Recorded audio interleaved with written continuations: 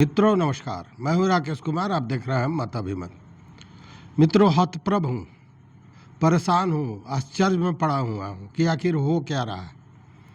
देखिए, कल याद होगा कि बिहार के मुख्य सचिव प्रत्यय अमृत के साथ एक वार्ता हुई विशेष सर्वेक्षण संविदा कर्मियों के संघ की, जिसमें कुछ नेतागण भी थे, जिसमें सत्यदेव बाबू थे, विधायक थे महबूब आलम, विधान पार्षद शशि यादव थी, एक्टू के राष्ट्रीय सचिव थे रणविजय जी, और कुछ संघ के लोग भी थे।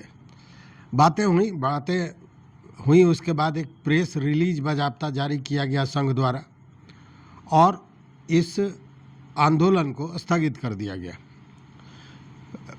फोटो साझा किया गया। बड़ी खुशी की माहौल थी कि चलिए भाई, कम से कम कुछ बिंदुओं पर बात तो बनी।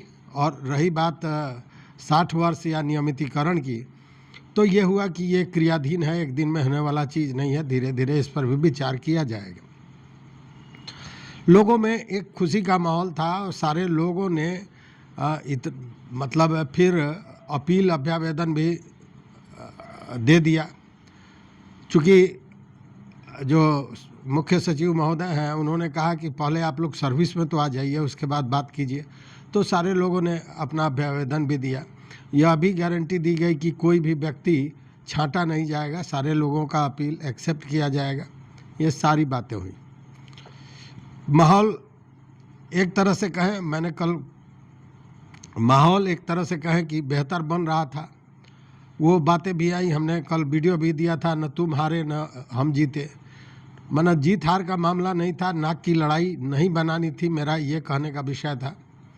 लेकिन आज एक पत्र जारी हुआ, एक विज्ञप्ति जारी हुई विभाग द्वारा, और इस पत्र को देखने के बाद एक तरह से कहें कि दिमाग घूम जा रहा है।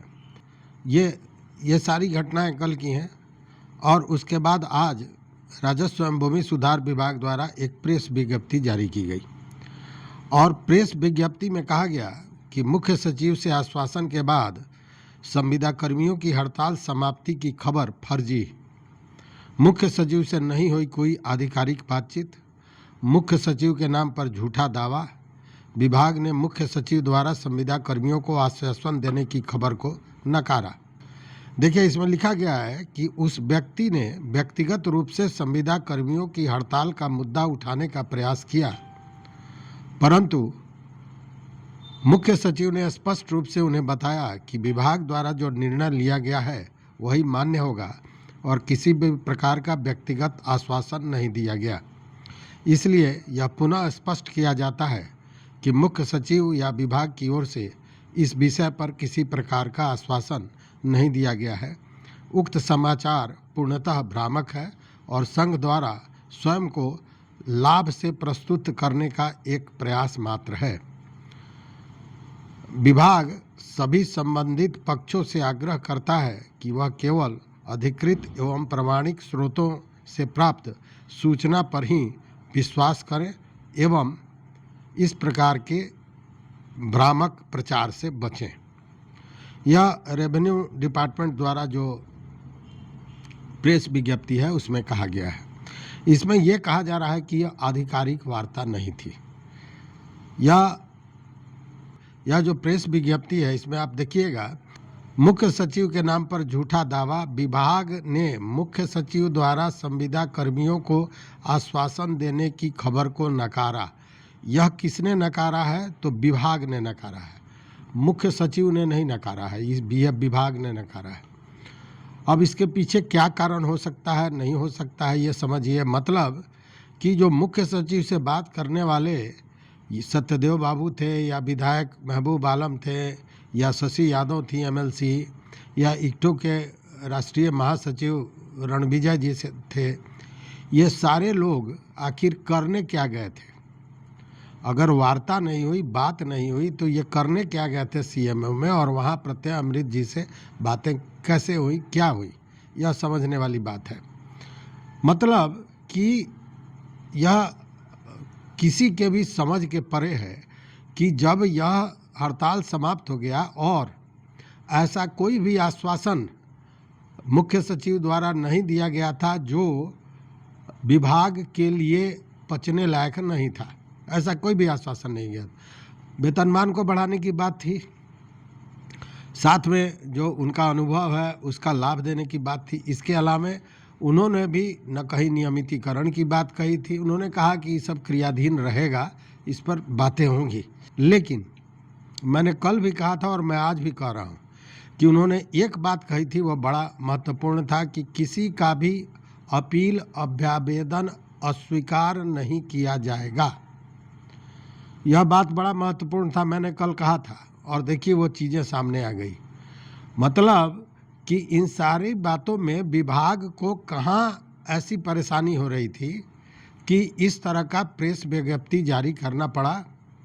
ज़रा सोच के बताइए। मेरे बुद्धि विवेक से तो यही लगता है कि विभाग ने एक खुन्नस पाल रखा है कि जो लोग इस तरह की कार्रवाई किए हैं, हड़ताल किए हैं, विभाग पर हल्ला बोले हैं, उन लोगों को दुरुस्त कर देना है। और उसके लिए ज़रूरी था कि इस पूरे वार्ता को ही नकार दिया जाए। नकार दिया जाए तभी तो मान लीजिए आवेदन दिया जाए और उसको अस्वीकार कर दिया जाए, चूँकि मुख्य सचिव ने तो कहा कि कोई भी आवेदन अस्वीकार नहीं होगा। तो यह बात है। दूसरी बात कि संघ और ये जो नेतागण हैं वो बजाबते प्रेस कॉन्फ्रेंस करते हैं, वो अपनी बातों को बताते हैं। उनकी बातों को भी सुन लीजिए। मुलाकात हुआ था 4 बजे, क्या उस मसला पर क्या? जी सर, जैसे हम गए थे माननीय मुख्य सचिव महोदय पटना बिहार, उनके यहाँ हमारी वार्ता में माननीय विधायकगण सब भी माले के और शशि यादव मैडम, एक्टू के राष्ट्रीय सचिव रणविजय सर, ये सब के साथ में हमारी वार्ता हुई। और उस वार्ता में निष्कर्ष ये निकला कि सब कोई पहले अपील में चले जाइए और सबसे पहले सेवा में वापस आ जाइए। तो सेवा में वापस करने के लिए सर के अनुरोध पे, चूँकि एसीएस महोदय सर भी अनुरोध किए थे कि आप लोग पहले सेवा में अपील के माध्यम से वापस आ जाइए, तो बहुत लोग को हमारे संघ की ओर से दिशा निर्देश दिया गया था कि सबको अपील कर लें। तो हम लोग भी अपील कर लिए हैं और उनमें सर का वही था कि अपील करके सबको सेवा में वापस आइए, दशहरा का समय है, सबको हंसी खुशी ज्वाइन कीजिए, फिर जितनी भी आपकी मांगे हैं उस पर हम आपका सहानुभूतिपूर्वक मेरा विचार किया जाएगा। वादा दिया गया इस बात की? सर जैसे है कि वो हम लोग तो कोई गैर है नहीं, हम लोग डिपार्टमेंट के लोग हैं, तो हम लोग ये चीज़ पे भरोसा जरूर रखते हैं कि हमारे वरीय अधिकारी अगर जो कहते हैं सो वो करके दिखाते हैं। के साथ वार्ता हुई है और सरकार का मुख्य सचिव या प्रधान सचिव या अपर मुख्य सचिव जो बोलते हैं वो सरकार का आदेश माना जाता है। मौखिक भी बोलते हैं वो भी सरकार का आदेश माना जाता है। और चूँकि सरकार, तो सवाल सिर्फ कर्मियों का ही नहीं है, मैंने जो विशेष सर्वेक्षण कर्मी के जो प्रतिनिधि थे वो तो थे ही, हम लोग भी थे, ट्रेड यूनियन से मैं था, रणविजय कुमार, और हमारी पार्टी CPI-ML के 3 विधायक, जिसमें विधायक दल के नेता महबूब आलम, उप नेता सतदेव राम जी और MLC शशि यादव जो स्कीम वर्कर्स के लीडर है, उन्होंने साफ साफ हम लोगों ने अंदेशा जताया। सवाल ये है कि सब निजी अपील से जाएंगे तो इसमें टारगेट किया जाएगा, ऐसे लोगों को बाहर कर दिया जाएगा जो लीडरशिप में है। ये आप भी जानते हैं, हम लोग भी जानते हैं, ये साफ साफ कहा गया। उन्होंने कहा कि मैं आपको वचन देता हूं, मैं बोल रहा हूं, मुख्य सचिव बोल रहा हूं, एक भी टर्मिनेशन को हम जितना भी आएगा अपील हम सबको स्वीकार करेंगे। अगर एक भी नहीं होगा तो आप हमको आकर के कहिएगा। अगर आप लोग को अपने ऊपर विश्वास नहीं है तो बीच में 2-3 विधायक हैं, ये हमको आकर के कहेंगे। इन लोगों के सामने मैं प्रॉमिस कर रहा हूं कि एक लोगों का मैंने जो बर्खास्ती है वापस हो जाएगा। तो यहाँ पर जब ये मुख्य सचिव बोल रहे हैं तो हमको उनकी बात को विश्वास करना पड़ेगा, क्योंकि सरकार बोल रही है कि भाई हम एक भी आदमी का, एक भी कर्मी का जो भी अपील करेंगे हम सबका टर्मिनेशन वापस लेंगे, किसी के प्रति वाइस नहीं रखेंगे। एक बात ये होगी। मांगों पर जो बात हुई लोगों ने बताया, तो अभी उनका कहना था कि भाई अभी तो हमारी योजना में नियमितीकरण वाला नहीं है, लेकिन फिलहाल हम जो कर सकते हैं वो है अशोक चौधरी समिति की अनुशंसा का लाभ देना, जिसको आप पहले लीजिए, आप पहले सेवा में आइए, फिर इसका लाभ लीजिए। और जो बाकी जो मांगे हैं, अधिभार वाला, अंक वाला, जो 5 से 25 अंक का जो वेटेज मिलता है, ये सब हम देने को तैयार हैं। और आप दशहरा पूजा के बाद फिर कभी किसी दिन दशहरा पूजा के बाद तुरंत आप आइए और इस पर पूरी और बातचीत होगी। जो भी हमसे कमी रहेगा आप बात कीजिए, हम उसको पूरा करेंगे। तो चूंकि जो बातें हुई है वो तो मुख्य सचिव पूरा करेंगे ही, हम लोग फिर से लड़ेंगे। जैसा कि हमारे नेता ने कहा, हमारे पास लड़ने के सिवा कोई दूसरा रास्ता नहीं है, लोकतांत्रिक तरीका हम अपनाएंगे, फिर से नेगोशिएशन करेंगे। लेकिन एक आंदोलन कहीं ना कहीं जाके समाप्त होता है। 36 दिन कम नहीं होते हैं लड़ाई के। और एक अपर अधिकारी से वार्ता हो गई, सरकार के स्तर पर वार्ता हो गई, तो हमारे पास उनकी बात का विश्वास करने के अलावा कोई दूसरा रास्ता नहीं है। अंतिम बात कि यह सरकार से हम मांग करेंगे और बिहार के जितने भी संविदा कर्मी हैं, 10-12 लाख स्कीम वर्कर हैं, आउटसोर्स मानदेय ठेका पर काम करने वाले हैं, हम उनसे अपील करना चाहेंगे कि यह दौर है कि आप सब एकत्रित होइए और बिहार से इसकी शुरुआत किया जाए कि ये जितने भी स्थायी पदों के विरुद्ध ठेका मानदेय की जो प्रथा है इसको पूरी तरह समाप्त करो। नियमितीकरण, जो भी राजनीतिक दल के लोग अपना मैनिफेस्टो जारी करें, वो ठेका मानदेय आउटसोर्स प्रथा को समाप्त करने की घोषणा करें। आप लोग का जो लंबा वीडियो है, आपने देखा भी होगा, लेकिन मैं थोड़ी सी बात इसमें आपको सुनाया हूँ। अब इसके बाद आपको क्या लगता है? इसके बाद यही लगता है कि विभाग ने एक खुन्नस पाल रखा है, पूर्वाग्रह से ग्रसित है और लोगों को कहीं ना कहीं सजा देने के मूड में है और इसीलिए इस तरह का कृत्य किया गया है। अगर विभाग इस बात पे चुप भी हो जाता तो उससे कोई अंतर नहीं पड़ रहा था विभाग को, चूँकि कोई बात स्पष्ट रूप से मानी नहीं गई थी। यह तो एक समझिए कि यह जो इतने लंबे समय से आंदोलन चल रहा था उसको समाप्त करने की एक पहल थी, जो मुख्य सचिव के एक वार्ता में वो समाप्त हो गई। तो इसके पीछे कारण क्या हो सकता है, ये समझने की बात है। मेरे समझ में जो बातें आ रही हैं उसके अनुसार मुझे लगता है कि विभाग को यह लगा कि इतने दिनों से ये लोग बैठे हुए हैं, 35 दिनों से, इसको लेकर हमने कई बार अपील की, कई बार डराया, कई बार धमकाया। शुरुआती दौर में 200-100 करके लोगों को बर्खास्त किया, उसके बाद सारे लोगों को बर्खास्त कर दिया, बावजूद ये हड़ताल जारी रहा। उसके बाद हमने अपील अभ्यावेदन देने की बात कही, बावजूद सारे लोगों ने नहीं दिया। मतलब कि विभाग ने जितना भी दांव पेच खेला वो सब इन संविदा कर्मियों के आंदोलन के सामने विफल हो गया। वैसे में इतना मेहनत करने के बाद भी ये कुछ न कर पाए। ऐसे में मुख्य सचिव ने कुछ मिनट के वार्ता में इस मामले को कैसे निपटा दिया। मतलब कि हमारा विभाग का ये सोचना हो सकता है कि हमारा इतने दिनों से किया गया जो कृत्य था वो सब पानी में चला गया और इसका श्रेय मुख्य सचिव ने ले लिया। मतलब ईगो यहाँ हर्ट किया। और मैं बता रहा हूँ कि इन पदाधिकारियों का सबसे बड़ा प्रॉब्लम होता है ईगो प्रॉब्लम। तो यहाँ पे ईगो तो कहीं ना कहीं टच कर गया। तो एक ये कारण हो सकता है। दूसरा कारण जो मुझे लगता है कि क्या यह तो जो वहाँ के सचिवालय से जुड़े हुए लोग हैं बेहतर बताएंगे, हालांकि मैं उस पर भी आऊँगा, कि क्या वहाँ पे जो वरिष्ठ आईएएस हैं उनमें भी गुटबाजी चल रही है। क्या मुख्य सचिव और जो विभाग में आईएएस बैठे हुए हैं उनके बीच बनती नहीं है। क्या मुख्य सचिव ने वार्ता जो की उससे विभाग में बैठे आईएएस जो लोग हैं उन लोगों को लगा कि हमारी प्रतिष्ठा का हनन हुआ है, इसलिए इस तरह की कार्रवाई की गई।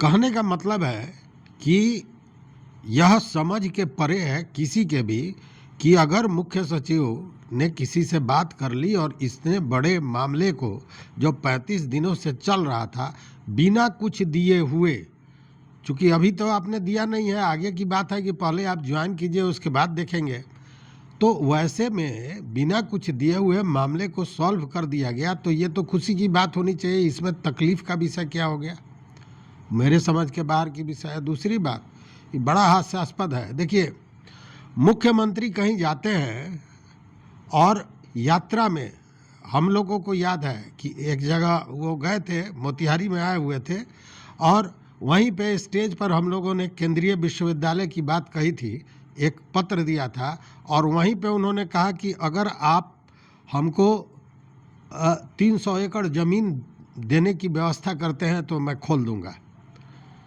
कहने का मतलब है कि वहाँ तो वार्ता नहीं हुई थी, और उसी के बाद केंद्रीय विश्वविद्यालय महात्मा गांधी केंद्रीय विश्वविद्यालय मोतिहारी में खुला भी। तो उसके लिए कोई वार्ता की ज़रूरत नहीं होती है।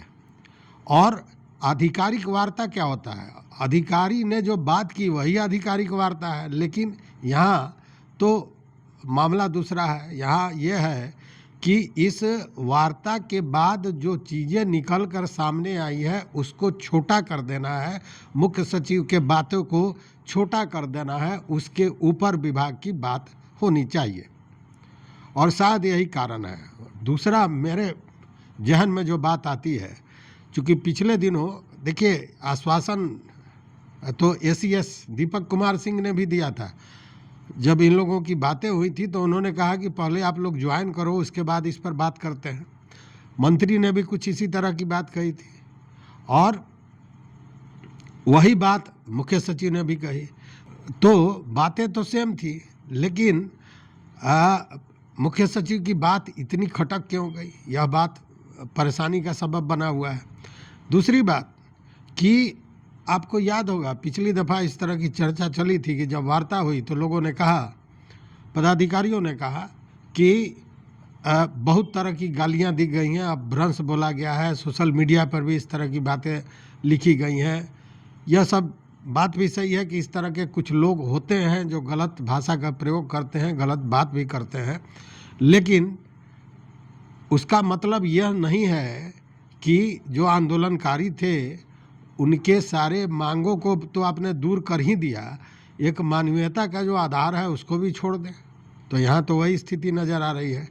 कल जब वह घटना हुई, जब मुख्य सचिव से बात हुई, उसके बाद सारे लोगों में एक खुशी का माहौल था। खुशी भी उसको नहीं कहेंगे, एक संतोष था कि चलो भाई सम्मानजनक ढंग से बात हो गई, मुख्य सचिव से बात हुई और यह हड़ताल समाप्त हो गया। चूँकि 35 दिन गर्दनी बाग के उस कूड़े के बीच में बैठा रहना कितना दुष्कर कार्य है, यह वही लोग समझ सकते हैं। एसी में बैठकर इसका अनुभव नहीं किया जा सकता है।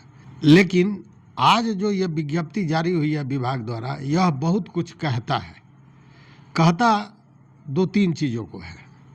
एक तो मैंने बताया कि आईएएस की गुटबंदी हो सकती है।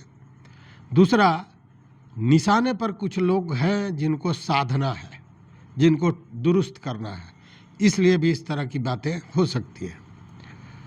और तीसरे, जो मैं बार बार कहता रहा हूँ कि सरकार सर्वे का काम शुरू करके एक तरह से फंस गई है, वो चाहती नहीं है कि सर्वे हो। तो जब एक कहते हैं ना कि सुआ न सुतारी तो कथी के व्यापारी, मतलब कि जब सुआ सुतारी मतलब ये अमीन और ये कर्मी ही नहीं होंगे तो सर्वे होगा कैसे। इसलिए भी इनको दरकिनार कर दिया जाए। मेरे हिसाब से यही सारी चीज़ें हैं जो मेरे समझ में आ रहा है। तो इस सारे विषय पर आपकी क्या सोच है, आपका क्या मत है, ज़रूर बताइएगा। भीतर की बातें बहुत होती हैं, ऊपर जो दिखता है वो होता नहीं है। भीतर खाने कुछ और पक रहा होता है, और उसी तरह की कुछ स्थिति यहाँ बनी हुई है। तो इस वीडियो में बस इतना ही। देखते रहिए मत अभिमत। मित्रों, चैनल पर नए हो तो सब्सक्राइब कीजिए, लाइक कीजिए, दोस्तों के साथ शेयर कीजिए और अपना विचार जरूर दीजिए। बहुत बहुत धन्यवाद। कोटिशः आभार।